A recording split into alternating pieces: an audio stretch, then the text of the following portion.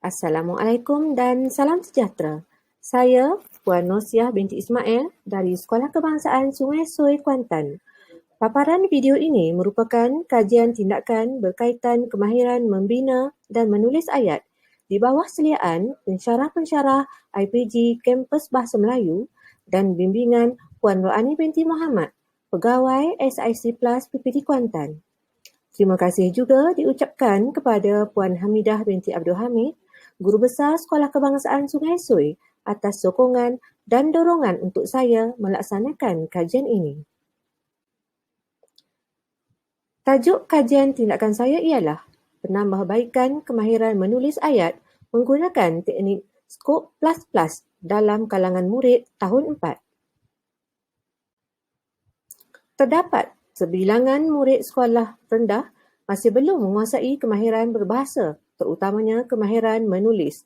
Menurut Siti Hajah Abdul Aziz, penguasaan kemahiran berbahasa, terutamanya kemahiran menulis, belum memuaskan. Manakala, menurut Tuan Jah Tuan Yusof, pula, ayat terhasil daripada susunan beberapa unit kecil rangkai kata. Dan menurut Jamilia K.A. Mohamed pula, kemahiran membina ayat tunggal dipengaruhi oleh tahap kognitif murid. Berdasarkan latihan yang diberikan sejak awal tahun 2020, saya telah dapat mengesan segelintir murid saya yang tidak dapat membina ayat yang lengkap dan gramatis berdasarkan gambar. Mereka juga tidak meletakkan keterangan selepas kata kerja yang digunakan semasa membina ayat.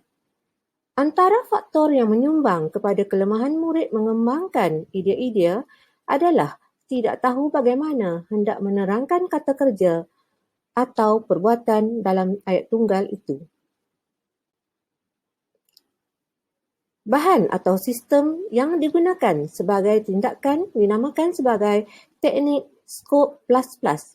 Akronim bagi Skop++ ialah S. Subjek, K. Kata kerja, O. Objek dan P++ perluasan bebas merangkumi kesemua jenis perluasan.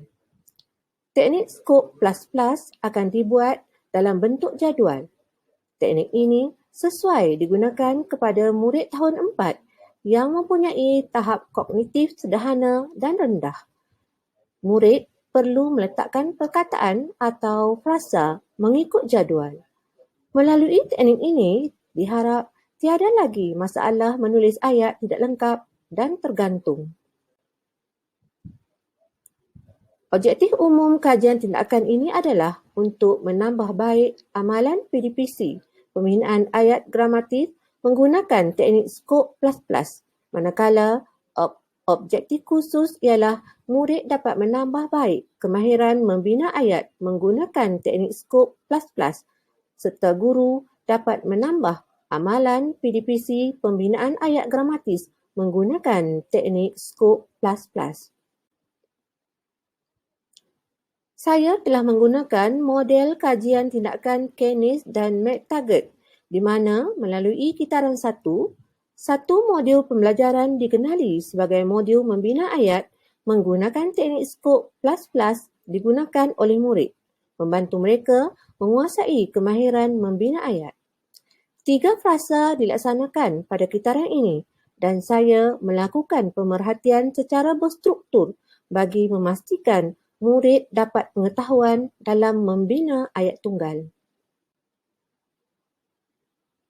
Teori yang digunakan bagi kajian ini ialah teori pembelajaran behaviorisme Thorndike yang mengemukakan 3 prinsip hukum pembelajaran iaitu hukum kesediaan, hukum latihan dan hukum kesan. Sekiranya murid bersedia untuk bertindak, dia dibimbing dan dibantu. Kesannya amat memuaskan. Kajian tindakan yang dijalankan menggunakan kaedah campuran. 3 instrumen yang digunakan ialah analisis dokumen, temu bual dan pemerhatian. Soal selidik juga digunakan sebagai instrumen. 3 prosedur dipatuhi dalam menjalankan kajian iaitu sebelum, semasa dan selepas. Semasa pengumpulan data, saya telah menggunakan 3 instrumen iaitu analisis dokumen, soal selidik dan temu bual. Tujuannya adalah untuk mengetahui sebab mengapa murid mendapat markah yang kurang memuaskan dalam latihan. Saya juga telah menjalankan pemerhatian berstruktur serta mengadakan temu bual bersama guru bahasa Melayu yang pernah mengajar murid ini semasa di tahun 3. Hasil daripada tinjauan tersebut memberikan gambaran spesifik mengenai masalah yang dihadapi. Pemerhatian mendapati murid dapat menyiapkan kesemua soalan membina ayat namun gagal menepati kehendak soalan. Murid gagal membina ayat tunggal yang lengkap mengakibatkan kegagalan murid membina ayat majmuk secara langsung. 2 sesi PDPC telah dilaksanakan. Data dan hasil kajian telah dikumpulkan melalui kaedah kualitatif dan kuantitatif bagi memastikan wujudnya triangulasi data. Hasil PDPC, saya dapati teknik Skop++ dapat membantu meningkatkan kemahiran membina ayat tunggal. Analisis soal selidik juga menunjukkan 100% murid menguasai kemahiran menulis ayat tunggal selepas mengisi jadual dalam teknik Skop++. Berikut ialah skor perbezaan markah yang diperoleh murid sebelum dan selepas teknik Skop++ digunakan. Terbukti, teknik ini telah dapat meningkatkan markah murid. Kesimpulannya, teknik Skop++ yang digunakan ini sesuai dengan aras pengetahuan murid. Namun begitu, guru perlu memberikan penekanan dalam tajuk kata tugas sedang dan imbuhan semasa murid membina ayat. Didapati kemahiran komunikasi murid juga semakin baik. Keadaan kelas juga terkawal.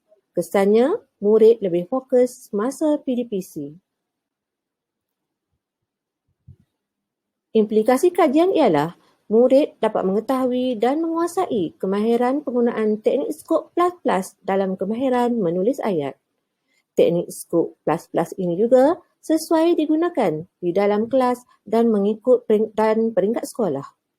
Teknik ini sesuai digunakan pada semua murid berlainan darjah yang mempunyai masalah yang sama. Dan akhir sekali, teknik Skop++ membantu saya dalam menambah baik amalan pengajaran dan pembelajaran membina ayat tunggal dalam kalangan murid tahun 4. Berikut merupakan sumber rujukan yang digunakan semasa kajian dijalankan.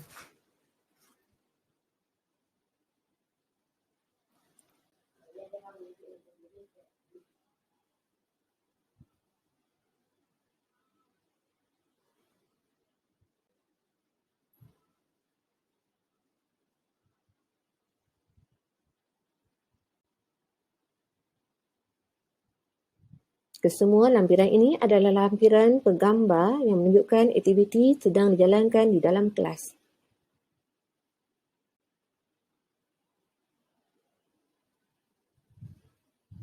Ini ialah bukti kemahiran menulis murid sebelum dan selepas murid belajar teknik Skop++.